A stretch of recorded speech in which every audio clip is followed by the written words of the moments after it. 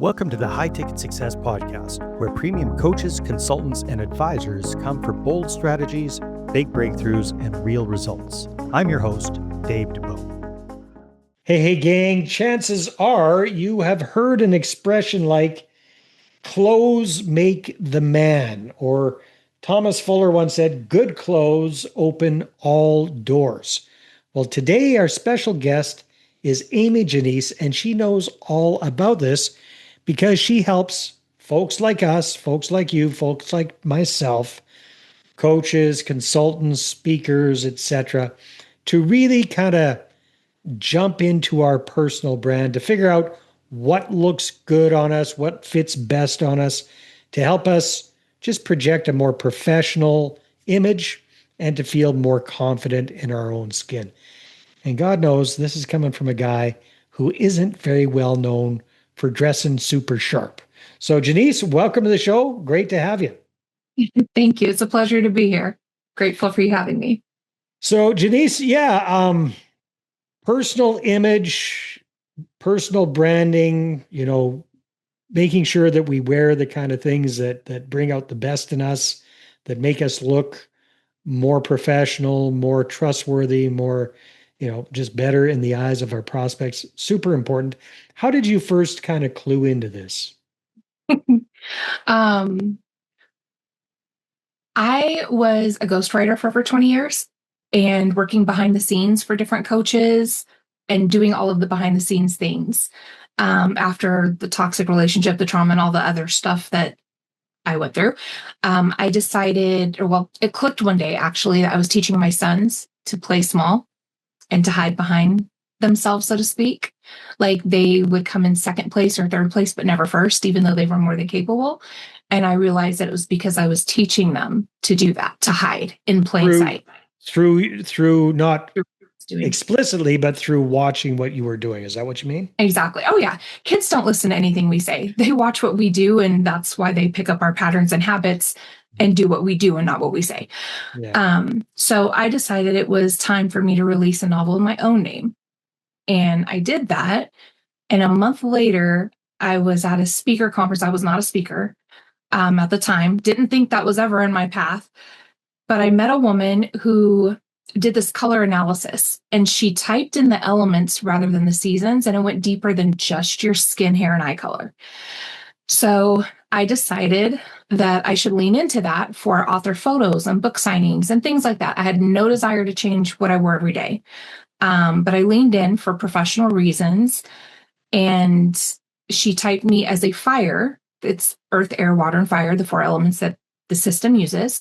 I told her I don't identify with those characteristics, and I do not like those colors at all. I don't believe you. You're wrong. But when you know nothing about a system and you tell the expert they're wrong, that's what I did. Yeah. In hindsight, now that I know what I know, I basically told her you are 100% correct. So I basically challenged her and said, fine, I'll wear what you say for 1 week to prove you wrong. In less than an hour, I knew she was right. And I count on one hand how many times I'm wrong when I set out to prove someone wrong. So it was eye-opening. But basically she told me that weekend that I had an eye for it and that I should let her train me. And I was like, I have no desire to do this. I'm concentrating on my writing. That went on for a couple of years. But in less than 6 months, my income more than doubled. My relationships with family and friends strengthened. Strangers treated me different. But most importantly, I felt more at home in my own skin than I remember ever feeling. My brother made a comment one day. He said, you're more you than I've seen you in 30 years. What changed? In my head, I was like, my shirt, but he didn't know any of that stuff. So after paying for friends and family, like my mother is a coach, so I paid to have her type. I was like, oh God, if I got this result, was it magic? Was it, whatever? And I watched her blossom in a whole new way. And after paying for friends and family to get typed, I was like, there's something to this. So I leaned into the training so I could quit paying her. And I didn't have any desire to do it as a business, but I did present it at an event. I wanted to take on a couple of clients, reimburse myself for the training. That was it. Yeah. And 3 women came up to me after I spoke at different times and told me what you said up there changed my life. And I got that tug that, okay, this is what I'm supposed to be doing. So I'm listening. So I'm all in. I've watched it change several lives, several businesses, and I'm here for it. All right. Well, thanks for giving us the backstory. Yeah, those are pretty impressive results. I think well, are you open to giving me some unbridled, uncensored suggestions and tips? And I know we can't do everything on a Absolutely. podcast, but Absolutely. here's kind of, Alex, give you a little bit about my backstory. So I was a shirt, tie, and suit guy for quite a few years and liked it for a while and then really started hating it. So especially since and then I used to tromp around doing speaking engagements and speaking from the stage and all that kind of stuff and back with the shirt tied and all that kind of stuff. COVID came along, everything shut down, everything kind of went online. And I said, guess what? It is casual Friday for Dave 24/7. And I really embraced that.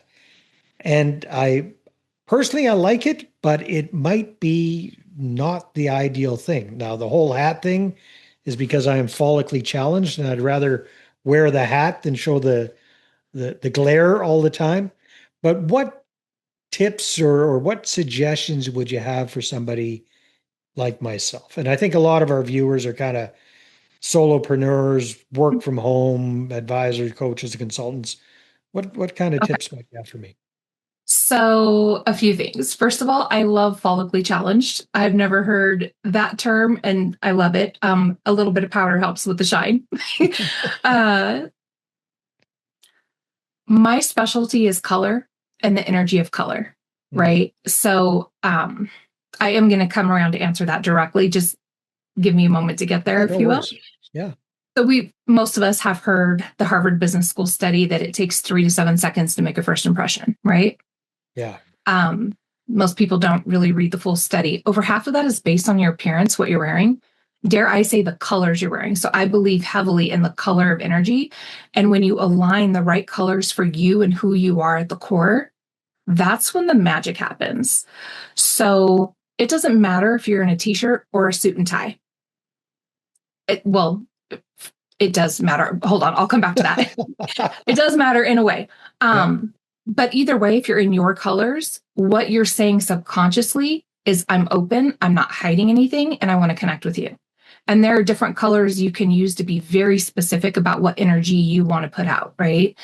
So my tips for you would be number one, you should be comfortable in what you're wearing. If you're not, subconsciously, you're sending those same messages.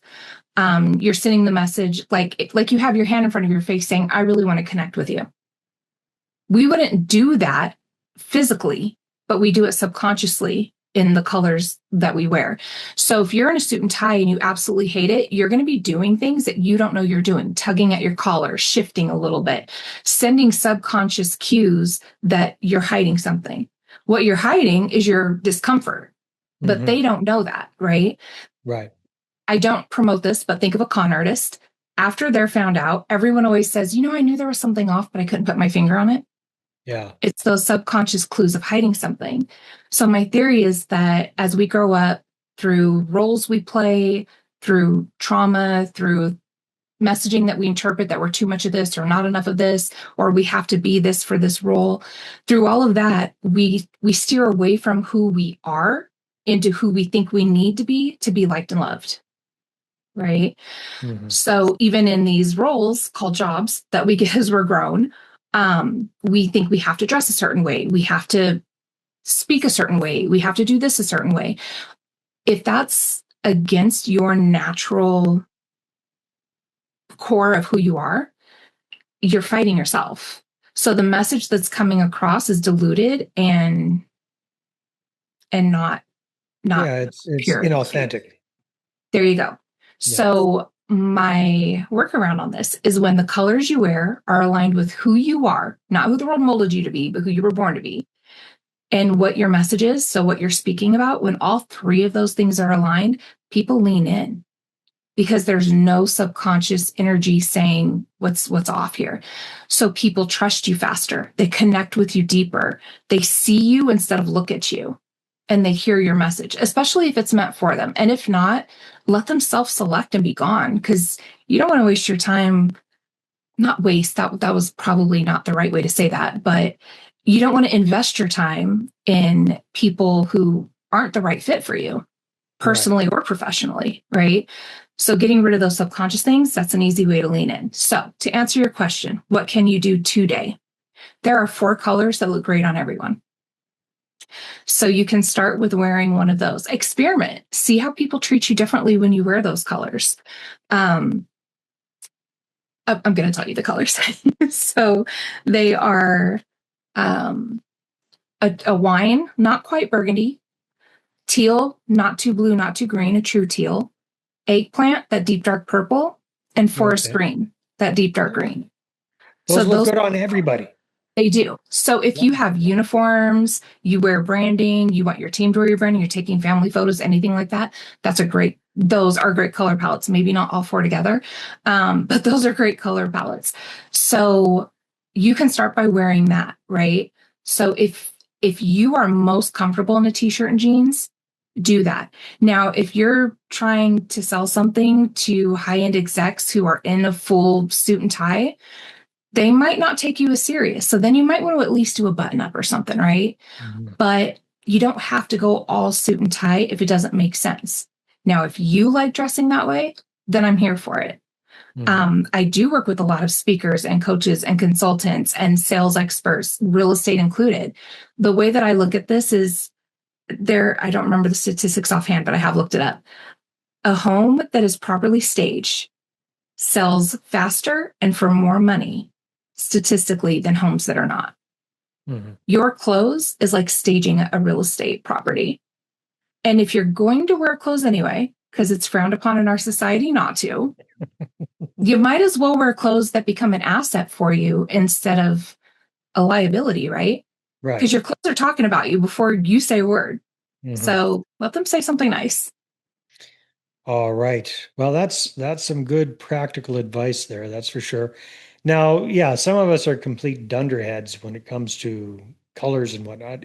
Some of us, mostly males, we don't have the faintest clue. Our wives, our partners tend to do a lot of the shopping for us. I've been wearing what I've been feeling comfortable in for a long, long time. Doesn't necessarily mean it looks good on me. So yeah, it's always good to get an objective view of things. So you gave us 4 colors there that kind of look good on everybody.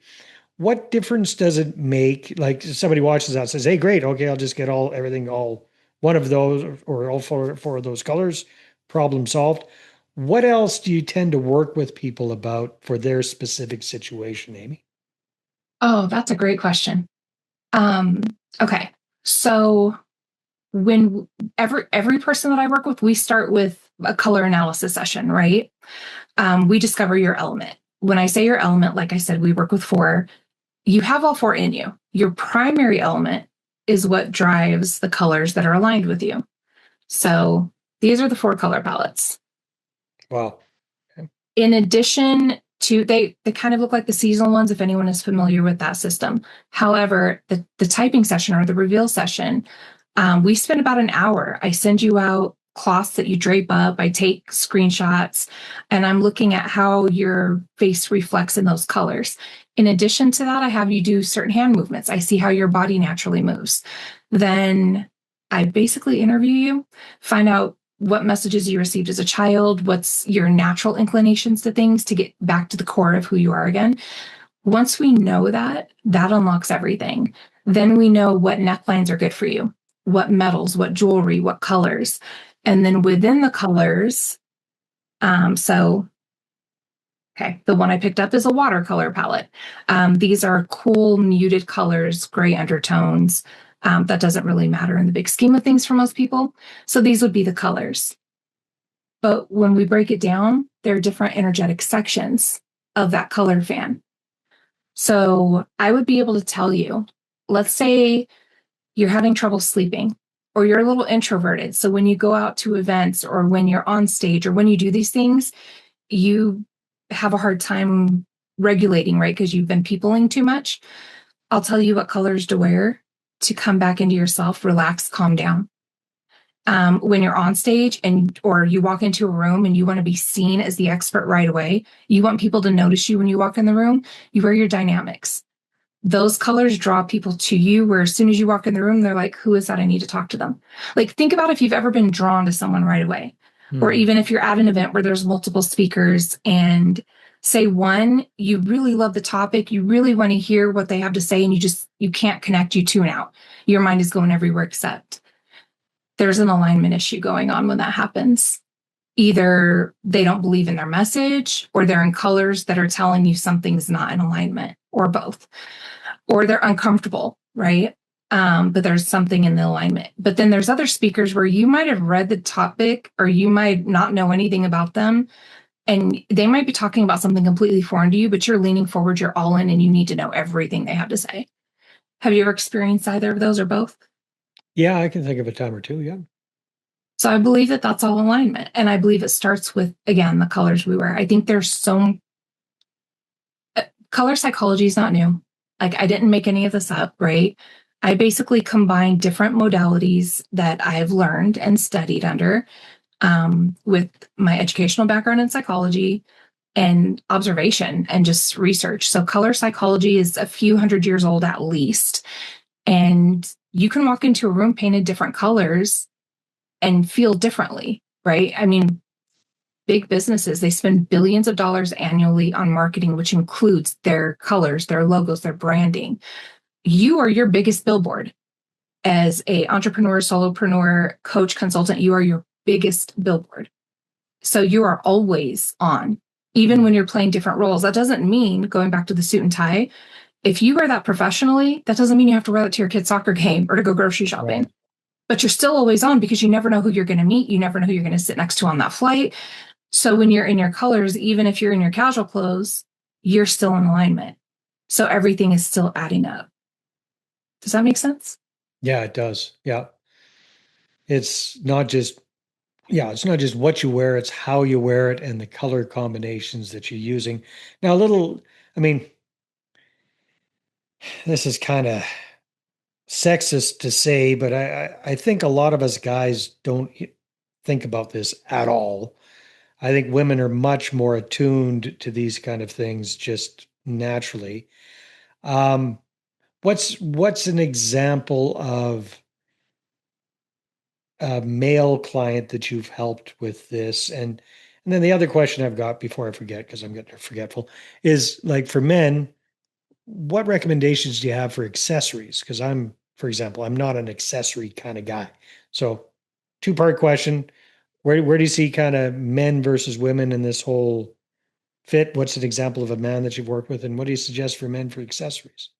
Okay. So I was surprised to learn that almost as many men have body image issues as women.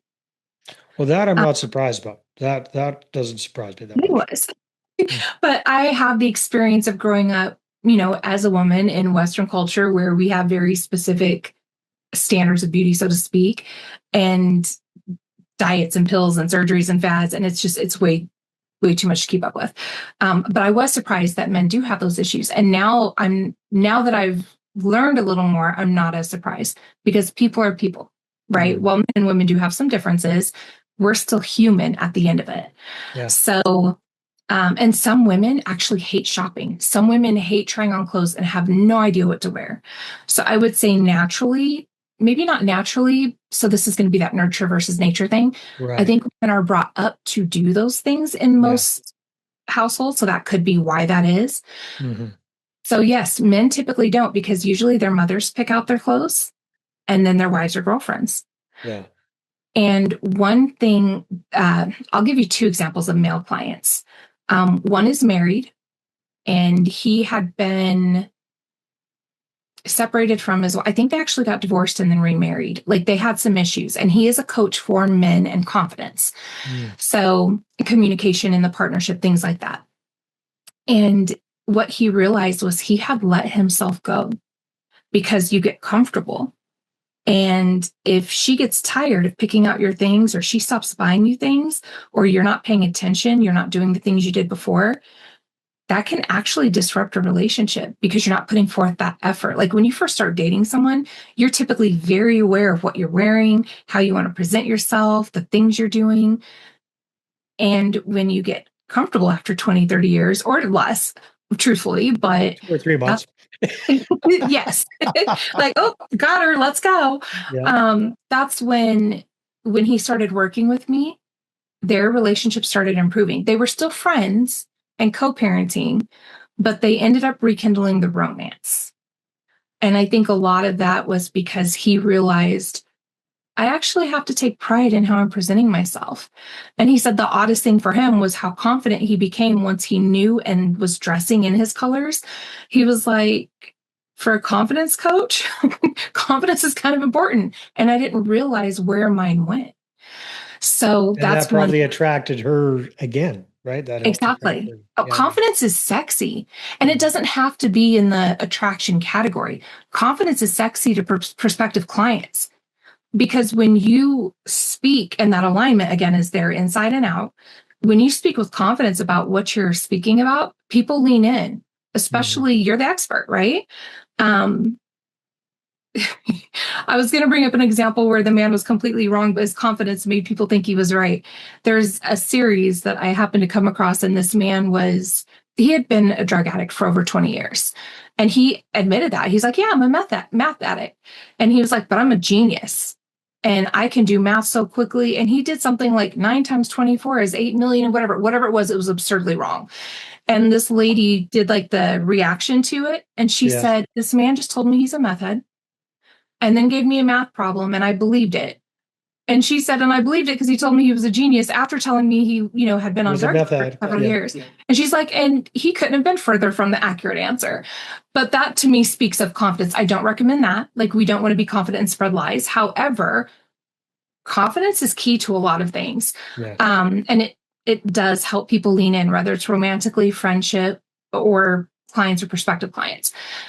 Another man that I work with, he's at the highest level that I offer, which means I fly to him when he's speaking at events to dress him for his events.